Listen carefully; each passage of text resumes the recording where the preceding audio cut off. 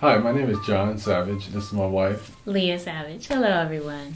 And today we're going to talk about a couple of things actually, and dealing with marriage, families, couples, and Living Well Community Foundation. So we'll start off by hearing from my lovely bride here, my beautiful lady, Leah Savage. Hello, everyone. So I'm going to start off with how we met. John and I have a fairy tale love story, but it was written by God Himself. So we were both college graduates, single. It was 2002, and I was in Sacramento, California. He was in Hickory, North Carolina. And we were both just trusting God for our mate. And a friend of mine from childhood called me up and said, "Hey, I found your husband, and I'm going to be in the wedding." And so I was, of course, thinking, how is this possible? But I went ahead and let her give him my number, and she called him up and said, "Hey, I found your husband, and I'm going to be in the wedding." And I was like, oh, okay. I don't do that. So. But we both gave it a chance, and I gave her my number to give to him, and he called me after 3 days. Mm-hmm. And so that first day we talked for 3 hours. It was an instant connection. Yeah. And then we talked over the phone for 4 months. Mm-hmm. We fell in love over the phone. We knew that we were made for each other. And then he flew out to Sacramento, and within 4 months we were married. So that's pretty much it. Actually. So, no, let me tell my side. So, actually, God was really good. He's just really faithful just during a period of time where I was just really waiting for my wife and really wanting to have a special relationship, someone who really loved me, cared about me, but loved God more. I said, one of the things is I had went through a bad relationship, and I told the Lord that this time it's got to be someone that I know they love you as much as I do or more. I don't care if she's rich, poor, I don't care if she's on the street, whatever, it doesn't matter. If she's my wife, she's my wife. And so anyway, I would spend some time before I graduated walking to the stores, walking to, just having some beautiful days in Hickory, North Carolina. Anybody knows about Hickory. But anyway, I would just take walks, have some beautiful walks with the Lord, just talk to Him, but really longing for that mate. And I would go to the movies by myself, so I would go out to eat by myself. And one night I said, you know what, I was so frustrated. I'll never forget walking past my apartment after a long day at school and work. Walking that evening, it was a beautiful full moon, clear skies, and I was going to the movies actually that night, downtown Hickory. And I was so frustrated. I was like, Lord, I'm just tired of this. I'm just like, when? It's really wanting my mate. So I came home that night, the next day, and I made a list. Literally, we still have it. It's about a page and a half of all these details of what I desired in a wife. And long story short, it was just so many beautiful attributes about her heart, her internal being. I knew she was going to be beautiful.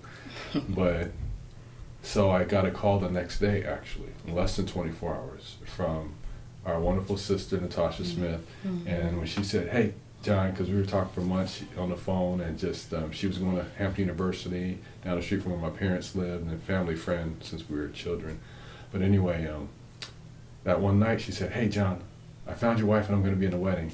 I'm like, okay. And part of me wanted to be like, okay, great, praise God. But the other part, I'm like, I don't talk to anybody on the phone. I don't date like that. I don't communicate like that. But you know what? I pondered it, got her information after she talked to Leah. I waited for 3 days, like she said, and that following Saturday, I called her.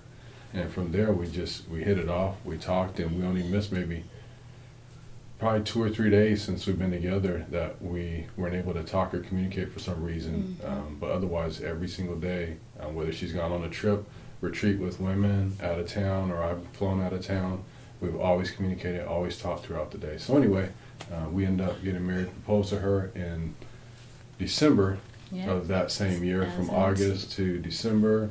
I think it was the 21st, 18. Mm-hmm. And then, I actually came in 18. Okay, maybe it was the 21st. So it's the 21st, Yes. 3 days later. So It was the 21st. But yeah, and so we already knew that she was going to be my wife when we were talking on the phone, and one of the things I asked the Lord when we first started talking, after about 3 or 4 weeks actually, I said, whatever it is, Lord, I just want to know. She'll say something, I don't care what it is, but it'll just be something that she says just a certain way that I'll know. And I remember she's like, well, I have something to tell you. And she's like, and I could tell she's smiling with her beautiful lips. Anyway, she was like, I like you. I really like you. And so it's just what she said and how she said it. Mm-hmm. But yeah, we already knew on the phone that I knew she was my wife and she knew I was her husband. And so God has been faithful. We got married April 12th that following year. 8 months later, 2003, we graduated in 2002. And it's been going on 15 years. This April, it'll be 15 years we've been married, and 16 years in this coming August that we've been together. Yes. So that's that. So it's a little bit about us and who we are, and just kind of how we met, and God really has been faithful. We communicate a lot. I had someone, and one of the things with the marriage is God is the key, and we really lay ourselves down for each other. And that's a big deal to me, just with different experiences we've had growing up. And so for both of us, that was a very big deal as far as family, communicating, loving one another, sharing together. And when one's down, you lift the other up. God means that seriously, and He laid His life down through Jesus Christ, that we can in turn do the same thing, that we can lift each other up when we're down. And Christ laid His life down so we might have life and have it more abundantly. And that's the same thing we're supposed to be reciprocating in a marriage. And God's been good. He's been really good. And she's my better half, will always be my better half, no matter how much I strive, because she's just a special gift. I just thank God for Leah. And it's just been like, I can't see life without her. And and I'm proud of her too. I'm just so proud of her, just who she is, and just how she supported me this journey with business and work and pursuing our dreams, pursuing more for our family. It's just been beautiful. And I'm gonna stop for a moment because I could say a lot more, but and I'll say this, some people say marriage is hard, but John and I don't agree. Amen. Life is hard, but marriage doesn't have to be. Amen. And for us, our marriage is the most beautiful part of our life. Amen. And it's because God truly is first. He truly is our one desire, our one passion. Mm-hmm. Our Matthew 7 talks about, if you build your house on a rock, that though the flood may come, the rain may come and beat upon that house, because it's founded on the rock, it will not fall. But if you build your house on sand, great will be the fall of your house when the flood comes and the rain comes.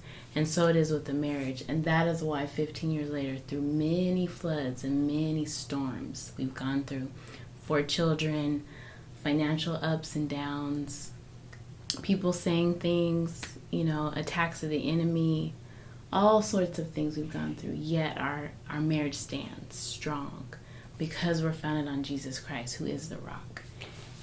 And I just a little slipping in real quick, I just want to, again, there's a brother who's just like a mentor to me. Would love to have spent more time with him. I really want my wife to get to know him and the kids, but wealthy, courageous guardian, Archie E. Ferguson. When I was in North Carolina, he really began to take me under, and sometimes he'd say things a certain way. I'd be like, John. I'd be like, okay, what's he going to say? Why is he looking at me like that? But one of the things he told me I'll never forget, he said, start praying for your wife now. He said, start praying for her now. But it wasn't just about me praying for her. So many times people are like, well, I'm praying for my mate. They're going to have this, they're going to do this, they're going to do that. Well, you don't know what life's going to throw at you. They can do all those things, and life throws things at them, and none of it works. So that's why when you pray, you have to pray with an intention out of love, out of building them up. It's not about what you can get, but about what you can give. And when you start praying, it's really putting you in a position of humility and a position of being able to think about others beyond just yourself. And vice versa, they should be doing the same thing for you as well. Is it a cakewalk all the time? No. But the thing is, when we keep our eyes focused on God and not man, when we go like this, we're going to fall into things, we're going to bump into things unnecessarily. But when we keep our eyes focused on Jesus, He makes everything so much better, regardless of what you're going through. And the times where you think you can't make it, and you're whatever you're going through, whatever the reason, he's carrying you. And so when you reciprocate that love through each other, he'll help carry you, even in the process of healing, which we both experienced with each other, periods of healing. At first, I'd be just like, look at her, I'd be like, he's just so beautiful, and I just start crying. I'm like, why am I crying so much? And I look at her, he's just so beautiful, and I would just start crying. I mean, literally just. But anyway, that's enough of that. But but I thank God, because God was doing a cleansing and a healing and bringing things to the surface in such a beautiful way that was just only something that he could do. But anyway. And as John said, marriage should be a place where you heal. It should be a place where you're becoming one, and you're becoming more whole and healed and complete in Christ. And what's so beautiful about our marriage is it's not just us sharing this amazing love, but our marriage has become our ministry. It's become the place where we can pour out into other people, starting with our children, and then we've given birth to Living Well Community Foundation. And that's really where everything that we've been through as a couple, we can just pour into other couples.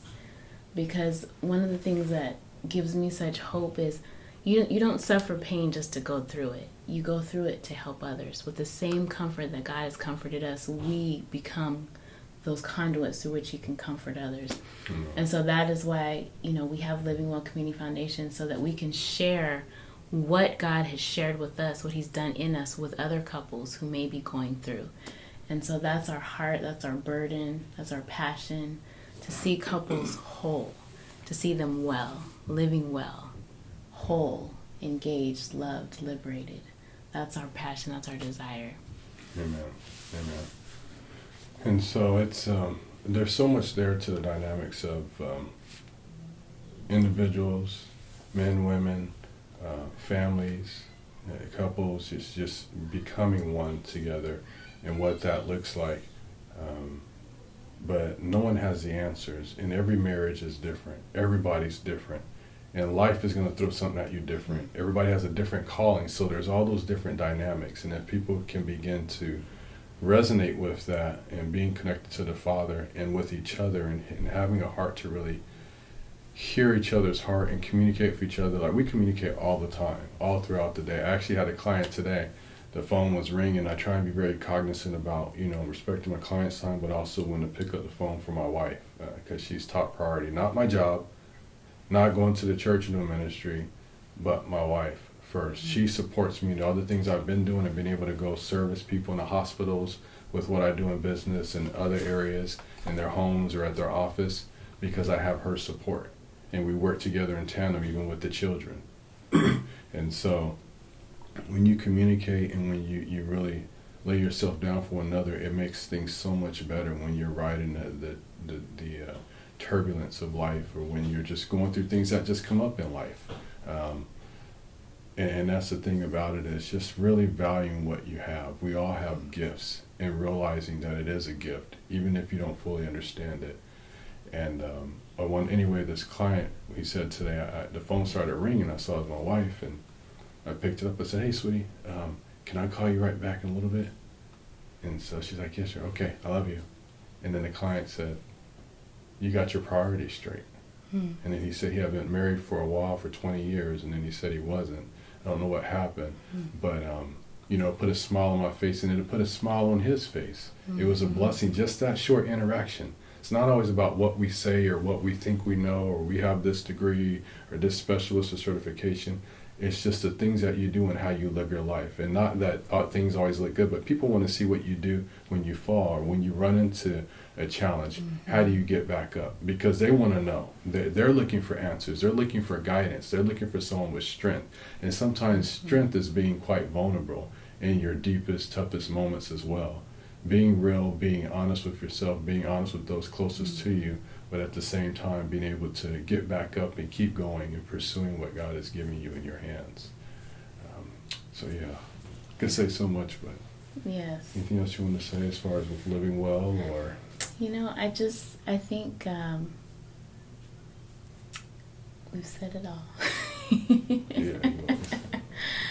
No, we just want to share that there is hope. there's hope for you. There's hope for wherever you're at. You know, there's hope. There's always hope in Christ. And so one of the things that has helped us through many seasons is that we would just grab hands and pray.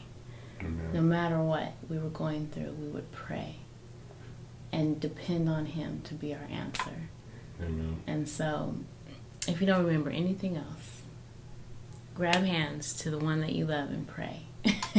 And be open. Yeah. And share your heart. You Be have honest, to, again, be this is real. one that's closest to you for life. And just really share your heart. Be open. Be honest. Communicate things, even if it's to encourage the other one, to admonish them to do something a little differently that you see to help them. Because that's part of open love, you know. Just open rebuke is better than hidden love. It might not always be a rebuke, but you really trying to encourage and push the other spouse to help them to be better. And sometimes that's not comfortable, but it makes you better. We all want to go to the gym. A lot of people want to go to the gym now. They're popping up all over the place. But how many of us want to go and do the work to have the physique we want? To gain the weight we want, even to gain the weight you want, you have to eat certain things a certain way. It doesn't happen overnight, it happens over time. And things that happen over time, it's one moment at a time. And that can be the greatest challenge sometimes, when you see something so off that you want so bad, but you have to start right here where you're at. But the victory is starting where you're at now, because if you never start, and you keep saying you're going to start, you'll never get to the other side of where you want to be. Because this isn't the end, this is only the beginning. And when you get to that next destination, guess what? God has something even better for you. But He's going to build it in stages. It's just like you want to go to the gym and lift 125 pounds, and then you want to lift 150 pounds, and then you want to lift 200 pounds. One builds on the other. And same thing with the marriage. The marriage is the foundation of our communities, our nation, families. This world. And we see it in leadership all across the world, from the government to the schools to whether it's music industry, whatever it is. Who's ever leading, that ship is going to go in a certain direction based on who's leading. And those values start at the home. Amen.